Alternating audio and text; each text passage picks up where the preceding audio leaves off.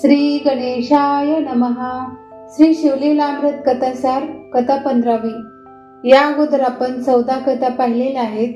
आज आपण 15वी कथा पाहणार आहोत. तर आपण पाहूया. हे शंकरा, सर्व विश्वसूत्र तुझ्या हातातच आहेत आणि तुला हवे तसे तू हलवतो आहेस. तुझ्या इच्छेशिवाय झाडाचे पानही हलणार नाही. जे तुला शरण येतात त्यांना तू संसार सागरातून सुखरूपपणे बाहेर काढून स्वपदापाशी घेऊन जातोस. तुझा महिमा अगाध आहे. आतापर्यंत व्यासांनी स्कंद पुराणात ब्रह्मोत्तर खंडात जे सांगितले आहे ते 14 अध्यायात वर्णन केले. पण माझ्या मनाची तृप्ती झाली नाही म्हणून आणखी एक कथा सांगतो. शंकर प्रसन्न झाले तर त्रिभुवनही हातात येईल. शंकरासारखा वरदाता दुसरा कोणीच नाही. तुझे उदारपण पाहून ब्रह्म विष्णूही लाजतात. रावणाला प्रत्यक्ष स्वतःची पत्नी पार्वती आणि आत्मलिंग तू देऊन टाकलंस. त्रिपुर, तारक आणि भस्मासूर यांनाही प्रसन्न होऊन वर दिलंस. तू भोळा शंकर आहेस. कपट मनात ठेवूनही तुझी भक्ती केली तर तू लोकांना वरदान देऊन संतुष्ट करतोस. आता आणखी एक कथा सांगतो, ती ऐका. या कलियुगात लोक फार नास्तिक बनले होते. श्रुती, स्मृती, पुराणे यांना कोणी विचारत नव्हते. कोणी आपापले नेमून दिलेले काम करत नव्हते. जैन मताचा सर्व भूमीवर प्रभाव पडलेला होता. चारी वर्ण जैन मताला भुलले होते. म्हणून शंकर आणि जैन मताचे खंडन करण्यासाठी शंकर नावाने पृथ्वीवर अवतार घेतला आणि तेच शंकराचे अद्भुत चरित्र सर्व लोकांना सांगावे अशा भवानीपतीने माझ्या मनात प्रेरणा उत्पन्न केली. म्हणून मी सद्गुरूचे चरित्र सांगतो, ते ऐका. कल्पारंभी परब्रह्माच्या आज्ञेने ब्रह्मदेवाने ही सृष्टी निर्माण केली. सृष्टीच्या कल्याणासाठी आणि मार्गदर्शनासाठी ऋग्वेद, यजुर्वेद, सामवेद आणि अथर्ववेद हे 4 वेद निर्माण केले. वेदांचा अर्थ सर्वांना चटकन लक्षात येणार नाही हे भगवंतांनी जाणले आणि महान बुद्धिवान ऋषीच्यांकडून शास्त्र निर्माण केली. श्रुती आणि पुराणे यांच्यामुळे लोकांना वेदांचा अर्थ समजू लागला. पुढे कलियुग आले. पृथ्वीवरील मानव अल्पायुषी मंदबुद्धी असे बनले. वेदांचा अभ्यास कोणी करेना, त्यामुळे सर्वकडे अज्ञान पसरले. सन्मार्ग सर्वांनी सोडून दिला. कलियुगात असे होईल असे नारायणाला वाटलेच होते.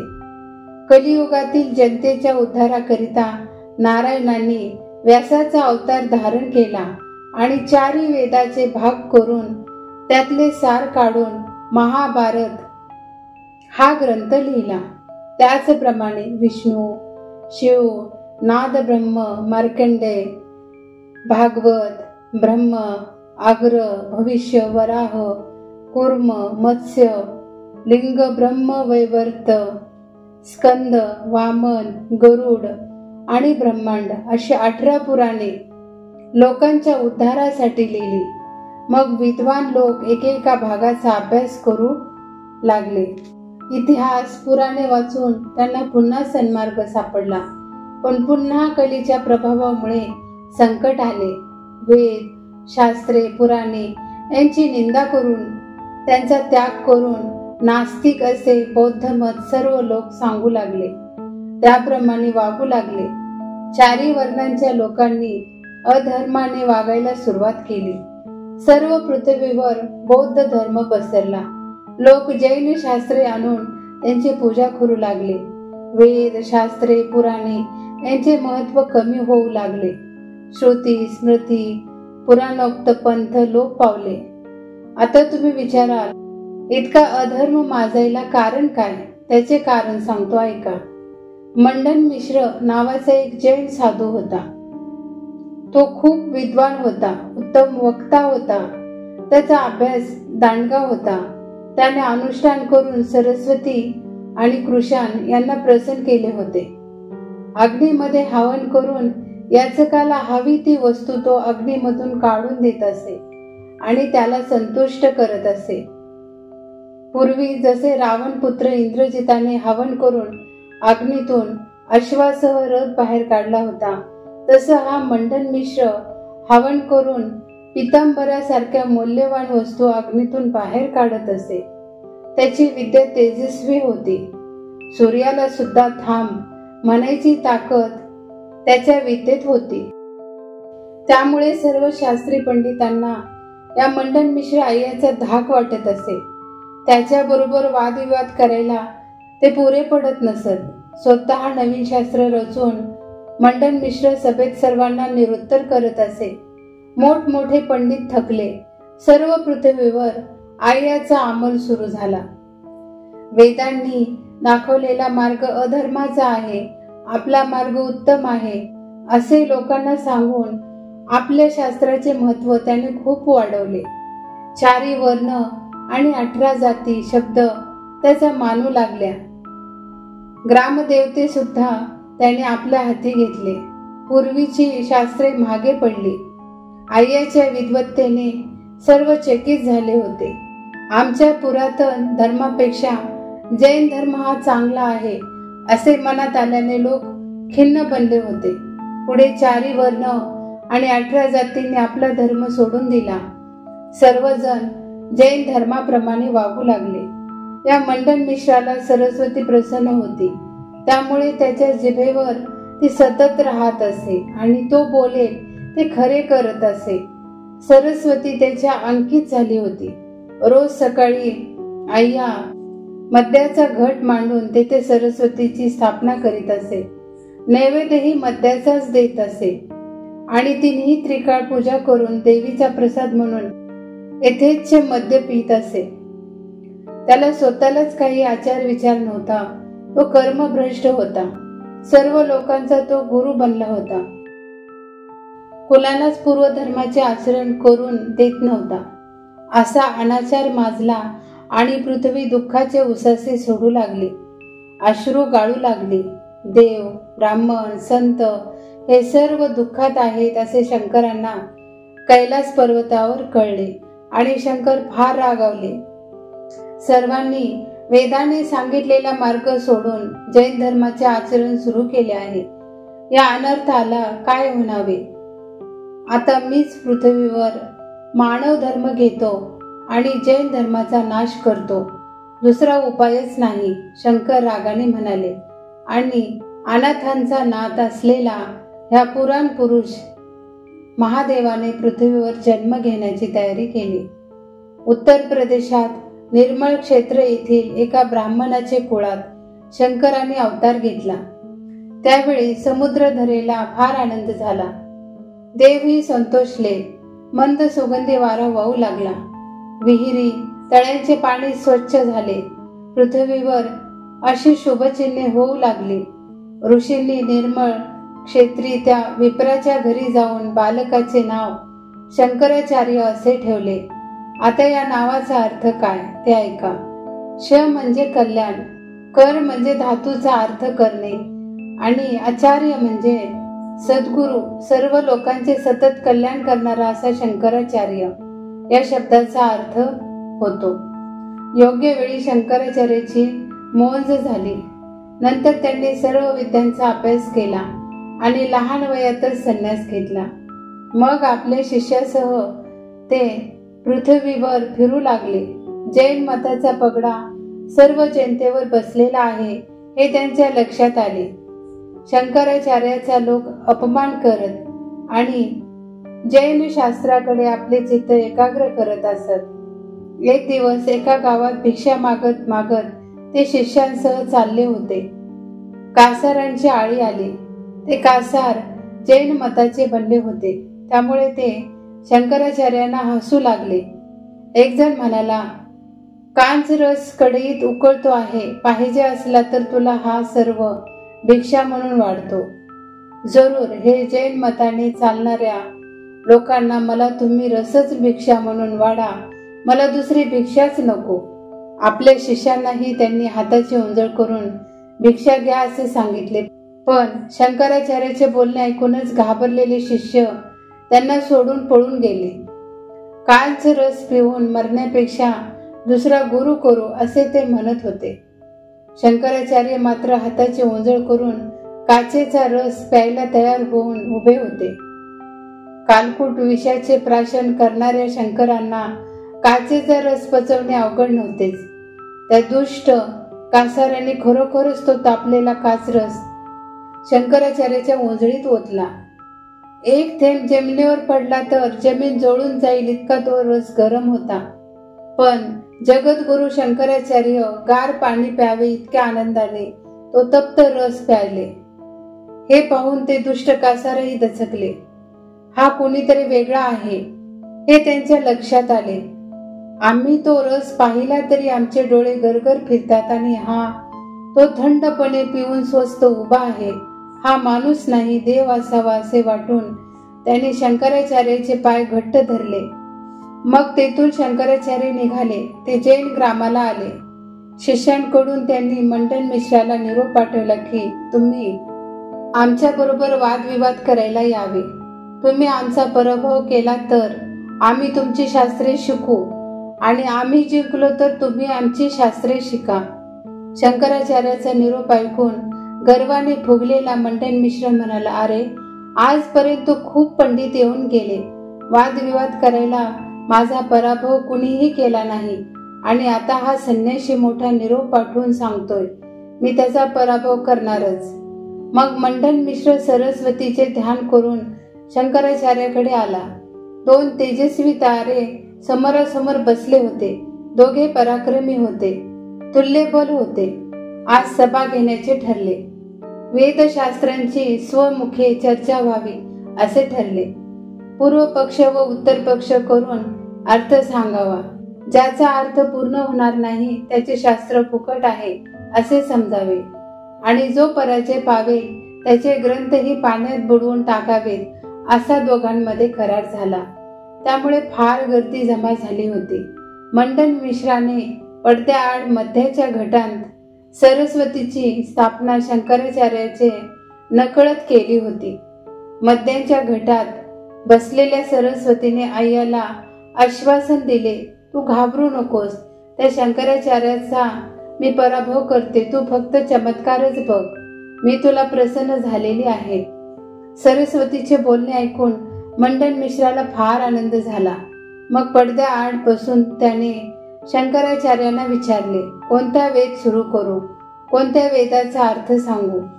शंकराचार्यांनी सांगितले, चारी वेद मला ऐकायचे आहेत. मी मध्ये मध्ये प्रश्न विचारेन, त्याचे मला उत्तर द्यावे. हे जर घडले नाही तर पराभव मान्य करावा. मग अय्याने ऋग्वेदाला आरंभ केला. ऋग्वेद ऋचांसहित अस्खलितपणे देवी सरस्वती बोलत होती. मध्ये मध्ये शंकराचार्य प्रश्न विचारत होते. त्याची उत्तरे देऊन त्यांचे समाधान करत होते. ज्यांनी वेद निर्माण केले त्या ब्रह्मदेवाची सरस्वती ही कन्याच असल्याने ती कुठेही अडखळत नव्हती. अशा तऱ्हेने ऋग्वेद समाप्त झाला. मग आचार्यांनी मंडन मिश्राला यजुर्वेदाची सुरुवात करायला सांगितले. त्याबरोबर पडद्याआडून सरस्वतीने यजुर्वेद म्हणायला सुरुवात केली. शंकराचार्य मध्ये शंका विचारित. सरस्वती मोठ्या कुशलतेने त्यांचे शंका समाधान करीत होती. मंडनाचार्याचा कोठेच पाडाव होत नव्हता. आता काय करावे हे शंकराचार्यांना सुचत नव्हते. विचार करता करता त्यांना एक उपाय सापडला. ते अय्याला म्हणाले, हे बघ, तू सध्या यजुर्वेद सांगतो आहेस, पण मला ऋग्वेदातील एक शंका पुन्हा आली आहे, तर तू ती ऋचा म्हणून मला अर्थ सांग. आचार्याचा प्रश्न ऐकून सरस्वती गप्प बसली. ऋग्वेद म्हणताना ती म्हणू शकली, पण त्याची आठवण आता तिला राहिली नव्हती. कारण सर्व वेद शास्त्रे पुराणे आरंभापासून शेवटपर्यंत नीट सांगावी हा सरस्वतीचा मार्ग होता. पण पुढील विवेचन करत असताना जर कोणी मागील अर्थ पुन्हा विचारला तर सरस्वतीला सांगता येत नसे. हे तिचे वर्म कोणालाच ठाऊक नसल्याने सर्व विद्वानांचा आजपर्यंत तिने पराभव केला होता. शंकराचार्य चतुर होते. ते मनात म्हणत होते इतक्या सुस्पष्टपणे सर्व वेद या जगात ब्रह्मा आणि सरस्वती यांच्याशिवाय कोणीही म्हणू शकणार नाही. आय्याच्या बापालाही असे वेद म्हणणे शक्य नाही. मग हा क्षुद्र पंडित कोठून बोलू शकेल? तरी येथे काहीतरी कपट नक्की असेल. सरस्वतीला उत्तर देता येईना. सर्व सभेत शांतता पसरली. तेव्हा शंकराचार्यांनी आय्याला पुन्हा विचारलं, अरे थांबलास का? माझ्या प्रश्नाचे उत्तर देतोस ना? सर्वांसमक्ष शंकराचार्यांनी तोच प्रश्न 3-4 वेळा केला, पण आय्याने उत्तर दिले नाही. तेव्हा शंकराचार्य उठले आणि त्यांनी समोरचा पडदा बाजूला केला. तेव्हा त्यांना मध्य घटातून बाहेर तोंड काढलेली सरस्वती दिसली. त्याबरोबर शंकराचार्यांना फार संताप आला. त्यांनी पडदा टरकन फाडून टाकला आणि आपल्या हातातील काठीचा त्या घटावर जोरात प्रहार केला. त्याबरोबर त्या घटाचे चूर्ण झाले. संतापाने कठोर आवाजात आचार्य म्हणाले, चांडाळणी, त्या जैनाला प्रसन्न होऊन रात्रंदिवस वेदशास्त्राची चर्चा करतेस? तुला लाज कशी नाही वाटत? अगं दुराचारिणी, तुझे तोंड सुद्धा पाहू नये. प्रत्यक्ष बापाबरोबर ब्रह्मदेवाबरोबर व्यभिचार करणारी तू निर्लज्ज स्त्री आहेस. आता या आय्याला प्रसन्न होऊन जैन शास्त्र सर्वकडे स्थापन करायचा तुझा विचार दिसतो आहे. याला सहाय्य करून सर्व पृथ्वीवर तू भ्रष्टाचार माजवला आहेस. वेदशास्त्रे पुराणे दूर सारून तू या जैनाची शास्त्रे अभिमानाने सांगते आहेस. तुला म्हणू तरी काय? तुझ्यामुळे सर्व ग्रामदेवतांचा नाश झाला. सर्वकडे अनाचार घडवून आणलास. आता तू नीच वर्णाच्या लोकात राहा. त्यांच्याच मुखाने प्रकट हो. तुझा सर्व प्रताप मी कैलासावर बसून ऐकला, म्हणूनच मी हा अवतार घेतला आहे. शंकराचार्य रूपी भगवान शंकर म्हणाले. सरस्वतीने रागावून आचार्यांना म्हटले, धर्म स्थापन करायला तू साक्षात शंकर जरी अवतरला असलास तरी तुझ्या देहांत कीटक देशी होईल. असा शाप देऊन सरस्वती गुप्त झाली. मंडन मिश्र आचार्याच्या पायावर लोळू लागला. जैन शास्त्राची गाठोडी बांधून ती गाठोडी समुद्रात नेऊन बुडवली. त्यातला आमरकोश हा ग्रंथ सर्वांच्या उपयोगी पडण्यासारखा होता, म्हणून तो फक्त बुडवला नाही.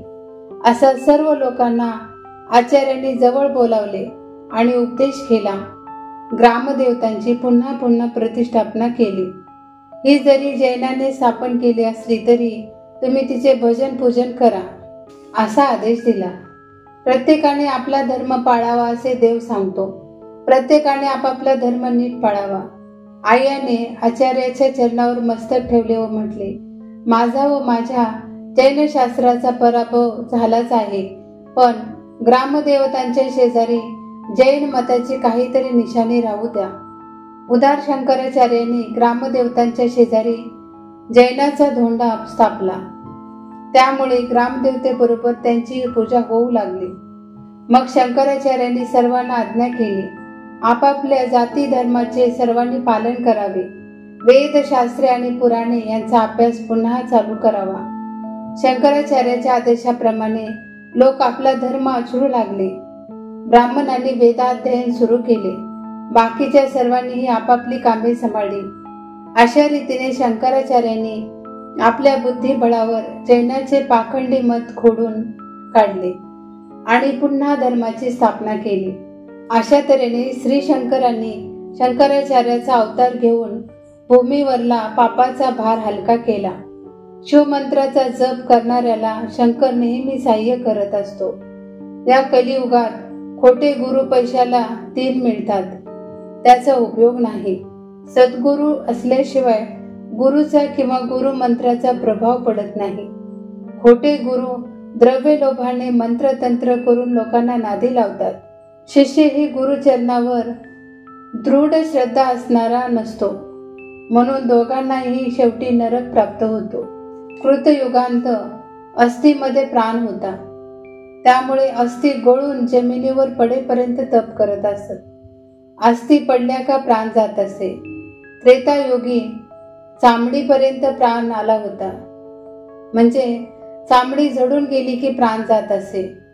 द्वापार युगांत नाडीपर्यंत प्राण आला. म्हणजे नाडी थांबली की प्राण गेला. पूर्वी लोकांना आयुष्यही 10,000 वर्षाचे लाभत असे, म्हणून तपही मोठे करत असत. अंगावर वारुळे वाढत. मग भगवंत प्रसन्न होऊन आपल्या पायापाशी जागा देत असत. पण आता अन्नमय प्राण झाला आहे. अन्न मिळाले नाही तर मृत्यू येतो. आयुष्यही थोडे 100-125 वर्षाचे झाले.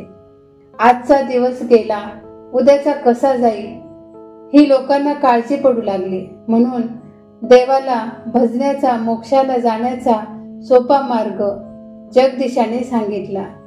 सद्गुरूला शरण जावे. आता हा सद्गुरू कसा असावा? आनंदी असावा, विद्वान असावा, शिष्यही गुरुची भक्ती करणारे असावेत. श्रीधर स्वामी सांगतात, जे मंत्र पूर्वीच्या अध्यायात दाशार्य राजाला, भद्रायूला किंवा सुमती राणीला सांगितले तेच मंत्र सर्व लोकांना सांगितले आहेत. तुम्ही म्हणाल, मग त्या मंत्राने पूर्वीसारखे लोक उद्धरून का जात नाहीत? त्याचे कारण असे की जप करताना जपकर्त्याचे मन शुद्ध पाहिजे. ते हल्ली नसते, म्हणून अनुभव येत नाहीत. सर्वांनी नेहमी शिवलीला अमृत ऐकावे. आपल्या प्रपंचात जसे आपण तन मन धनाने सावध असतो, तसा सावधपणा शिवस्मरणात ठेवावा. म्हणजे या जगात काहीच कमी पडणार नाही. असो, शंकराचार्याचे रूप घेऊन भगवान शंकर पृथ्वीवर प्रकटले आणि त्यांनी धर्माचा प्रसार केला. शंकराचे स्मरण न करता जे आपल्याच कामात दंग असतात ते अल्प वयात अकस्मात निधन पावतात. प्रपंचात गुंतून जे शंकराला विसरतात ते जन्मले काय आणि मेले काय सारखेच असते. शेवटी यम त्यांना नरकात टाकतो. तेथे अनेक भोग भोगावे लागतात आणि पुन्हा नाना योनीत जन्म घ्यावा लागतो. म्हणून शंकराचे चरणी भाव धरून सतत शिवलीलामृत पठण करावे. शिवलीलेचे 14 अध्याय असताना हा 15वा कुठून आला अशी काहींना शंका येईल. शिवानेच या कलियुगात धर्म स्थापण्यासाठी शंकराचार्याचा अवतार घेतला आणि शिवाच्या आज्ञेनेच हा 15वा अध्याय लिहिला. येथे विकल्प मनात येऊ देऊ नये. मद्य मांस भक्षून किंवा स्नान न करता हे अध्याय वाचू नयेत. रजस्वला स्त्रीच्या कानी शिवमंत्र पडू नयेत. ज्याचा शिवावर विश्वास नाही त्याला ही कथा ऐकवू नये.